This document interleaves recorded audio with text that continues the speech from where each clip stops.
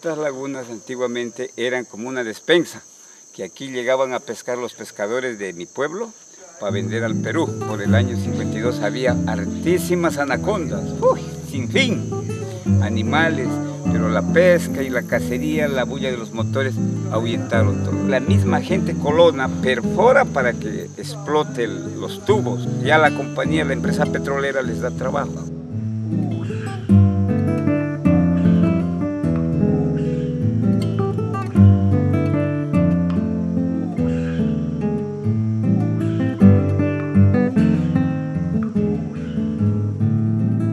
La quinina, también hay otro que es el chuchuazo, le mezclan con esto. Y nunca tomamos pastilla para la malaria. Canalete.